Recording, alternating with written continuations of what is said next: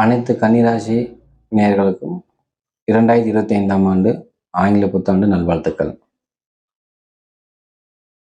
எந்த முடிவும் எடுக்க முடியாத ஒரு சூழலில் இருக்கக்கூடிய கன்னிராசிகளுக்கு இந்த 2025ல் ஒரு முக்கியமான முடிவுகள் எடுக்க வேண்டிய கட்டாயத்தில் நீங்கள் இருக்கிறீங்க. குறிப்பாக சொல்லணும் அப்படின்னா, குடும்ப வாழ்க்கையில் இருக்கக்கூடிய குழப்பத்துக்கு ஒரு முடிவு நீங்கள் எடுக்கணும்.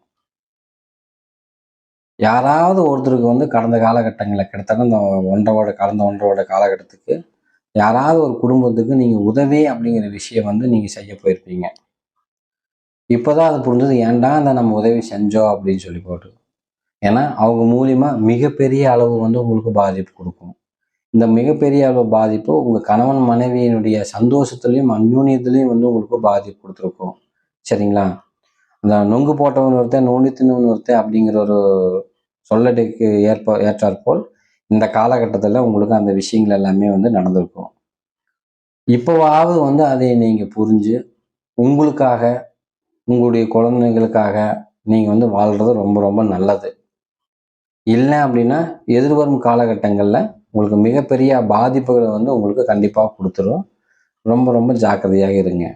ஏன் இவ்வளோ தூரம் சொல்கிறேன் அப்படின்னா, இது வரைக்கும் நீங்கள் வாழ்ந்த வாழ்க்கை உங்களுக்கு பார்த்தீங்கன்னா வளர்ச்சியை ஏற்படுத்த பாதைக்கான சூழ்நிலை போயிட்டு இருந்துச்சு. நல்லபடியாக உங்களுக்கு போயிருந்திருக்கும். ஆனால் இந்த 2025ல் கண்டிப்பாக நீங்கள் அந்த இடத்த விட்டு வெளியில் வந்துடுவீங்க. மன சங்கடத்தோடு தான் வெளியில் வருவீங்க. தொழில் பண்ணக்கூடிய இடங்கள்ல மன சங்கடத்தோடு தான் வெளியில் வருவீங்க. திருட்டுப்பட்டு கட்டி தான் பார்த்தீங்கன்னா உங்களுக்கு வெளியே அனுப்புகிற மாதிரியான சூழ்நிலை வரும். அப்படி இல்லை அப்படின்னா நீங்கள் எத்தனை வருஷம் வேலை செஞ்சுருந்தாலும், ப்ரொமோஷனுக்காக நீங்கள் காத்துக்கிட்டு இருந்தாலும் அது உங்களுக்கு சாதகமாக முடியாது, பாதகமாக தான் உங்களுக்கு முடியும்.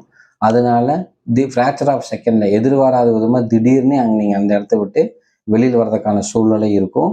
உங்களுக்கான அங்கீகாரம் அந்த இடத்துல உங்களுக்கு கிடைக்காது.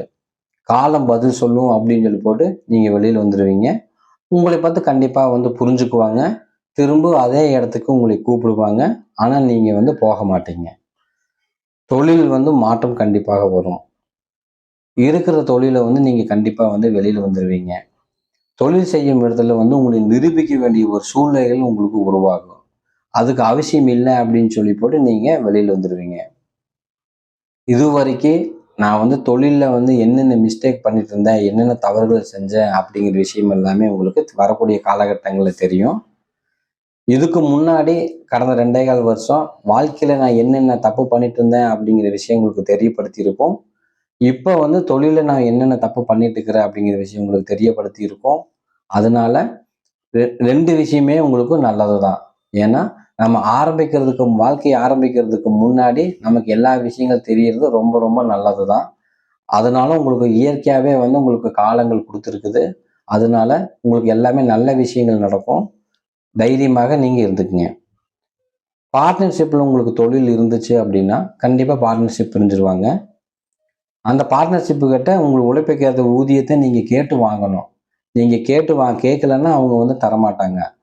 ஒரு குறிப்பிட்ட காலகட்டத்துக்கு மேலே உங்களுடைய கோபத்தை அவங்க உங்களுக்கு கோபம் வர மாதிரியான சில விஷயங்கள் உருவாக்கி அவங்க பலனடைஞ்சுக்குவாங்க. அந்த கோபம் வரும்பொழுது நீங்கள் அந்த கோபத்தில் உனக்கு அவ்வளோதான் ஆசை, நீ வச்சுக்கப்போ அப்படின்னு சொல்லிட்டு கூட நீங்கள் வெளியில் வந்தாலே வெளியில் வந்துடுவீங்க. அப்போ உங்களுக்கு இத்தனை வருட காலகட்டங்கள் நீங்கள் உழைத்த உழைப்புக்கு பலன் இல்லாமல் போயிடும். அதனால எந்த சூழ்நிலையும் பார்ட்னர்ஷிப் பிரிவில் கண்டிப்பாக நீங்கள் உங்களுக்கான ஆதாயத்தை நீங்கள் கேட்டு வாங்கிக்கங்க. இல்லை அப்படின்னா நஷ்டம் உங்களுக்கு மட்டும்தான். சிவனேன்னு எல்லாத்தையும் விட்டு போட்டு நம்ம வெளிநாடு போயிடலாமா, கண்காணாத இடத்துக்கு போயிடலாமா, குடும்பத்தை விட்டு நம்ம போயிடலாமா, எல்லா வகையிலும் நம்மளுக்கு பார்த்தீங்கன்னா மனசு பார்த்தீங்கன்னா பாதிப்பு உள்ளாது, மனசு பதட்டப்படுது அப்படிங்கிறது எல்லாமே உங்களுக்கு இருக்கும். அதெல்லாமே நீங்கள் மறந்துடுங்க. சரிங்களா? எல்லாமே உங்களுக்கு நல்லபடியாக தான் வரும்.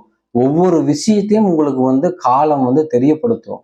நீங்கள் என்னென்ன தவறுகள் பண்ணிட்டு இருந்தேன். ஏதாவது ஒரு சூழ்நிலையில் ஒரு மனிதன் பார்த்தீங்கன்னா மாற வேண்டிய ஒரு தன்னைத்தான் அறிதலுக்கான காலகட்டங்கள் வரும். அது உங்களுக்கு இப்போ வந்திருக்குது.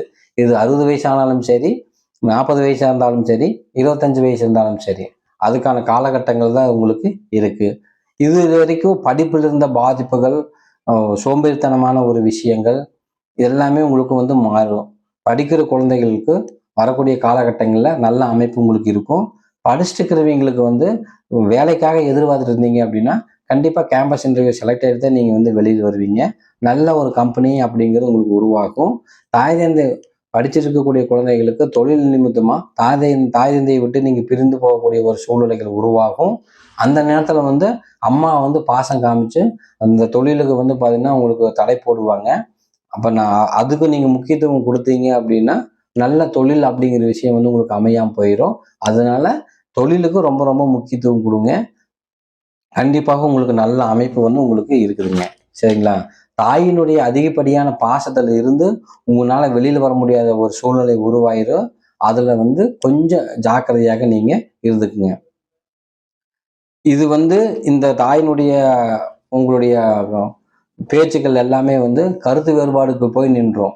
சரிங்களா? என்னை நீங்க தனியா விடுங்க. நான் வந்து உங்களை தனியா விட்டீங்கன்னா நான் ஜெயிச்சிருக்குவேன் அப்படிங்கிற விஷயமெல்லாம் பேசும் பொழுது இத்தனோட தாய் மகனுடைய பாசம் இல்லை தாய் மகளுடைய பாசம் வந்து ஒரு மனஸ்தாபங்களை போய் வந்து விட்டு அதனால தாய் இடத்துல மட்டும் ரொம்ப ரொம்ப கவனமாக நீங்க இருந்துக்குங்க. வண்டி வாகனம் வாங்கலாம், வண்டி வாகனம் புதுப்பிக்கலாம், இந்த மாதிரியான விஷயங்கள் எல்லாம் உங்களுக்கு நடக்கும். புது வாகனம் கூட உங்களுக்கு வாங்கலாம், அப்படி ஒரு சூழ்நிலை இருக்குது. வீடு மராமத்து வேலை செய்யலாம், வீடு வந்து இடம்பெயர்ந்து போகலாம், வீட்டுல வந்து பாத்தீங்கன்னா சொத்துக்கள் வந்து பிரியக்கூடிய ஒரு சூழ்நிலைகள் இருக்குது. அதனால எதுக்கும் வந்து நீங்க தயாராகிக்குங்க. காரணம் உங்களுக்கு வந்து இந்த காலகட்டத்துல ஏதாவது ஒண்ணு கை மீறி போறதுக்கான ஒரு சூழ்நிலை அப்படின்னு இருக்கு. உங்களுடைய உரிமையை வந்து நீங்க கேட்கறதுக்கு இதுதான் வந்து சரியான காலகட்டம். அதனால வேணும் அப்படிங்கிற விஷயத்த நீங்க உருவாக்கிக்கங்க. இல்லை அப்படின்னா அவங்க கொடுப்பாங்கன்னு எதிர்பார்த்துட்டு இருந்தீங்க அப்படின்னா அது கண்டிப்பாக வந்து உங்களுக்கு நடக்காது. ஏற்கனவே நீங்க ப்ரீ பிளான் திட்டமிட்டு பண்ணக்கூடிய விஷயங்கள் எல்லாமே உங்களால இப்ப வந்து செயல்படுத்த முடியாது. வழக்கமான வேலையே செஞ்சுட்டு இருக்கிறது இப்ப உங்களால செய்ய முடியாது. சோம்பேறித்தனம் உருவாயிரும். உங்களுக்கு சுணக்கம் உருவாகும். உடல் சம்பந்தமான உங்களுக்கு பயம். சிவனேன்னு இப்படி நம்ம இந்த மாதிரியான வாழ்க்கை வாழ்றதுக்கு நம்ம வந்து பார்த்தீங்கன்னா தற்கொலைக்கு உண்டான எண்ணங்கள் வந்துடும். நம்ம அதை போய் செஞ்சுக்கலாமா அப்படின்னு சில நேரங்கள்ல வந்து தோணும். அது வந்து முட்டாள்தனமா இருந்தது. கடவுளுடைய அனுகிரகம் இருக்கிறதுனால அந்த தவறான விஷயத்துக்கெல்லாம் நீங்க வந்து போக மாட்டீங்க. எண்ணங்கள் உருவாகும். ஆனா அதுல இருந்து நீங்க 100% வெளியில வந்துருவீங்க. அதனால நீங்க பயப்பட வேண்டியதில்லை. ஞாபக மறதி மட்டும் அடிக்கடி உங்களுக்கு வரும். அதுல மட்டும் ரொம்ப ரொம்ப நீங்க ஜாக்கிரதையாக இருந்துக்குங்க. கல்லூரி மாணவர்கள், மாணவிகள் வந்து ஜூன் அல்லது ஜூலை மாத காலகட்டத்துக்குள்ள எங்காவது வெளியில நீங்க திட்டமிட்டு இருந்தீங்க அப்படின்னா அதை வந்து தவிர்க்கிறது ரொம்ப ரொம்ப நல்லது. பசங்களோட நாங்க போறோம், ஃப்ரெண்ட்ஸுங்களோட நாங்க போறோம் அப்படின்னு சொல்லி நீங்க போனீங்க அப்படின்னா அது மிகப்பெரிய அளவில் வந்து உங்களுக்கு பாதிப்புகள் கொடுத்துரும். மனசு சம்பந்தமான பாதிப்புகள் கண்டிப்பாக வந்துடும். அதனால ரொம்ப ரொம்ப அந்த காலகட்டத்துல வெளியூர் இல்ல எங்கேயாவது டூர் மாதிரி போறது இருந்ததுனாலும் நீங்க தவிர்த்துருங்க. அது ரொம்ப ரொம்ப நல்ல விஷயம்.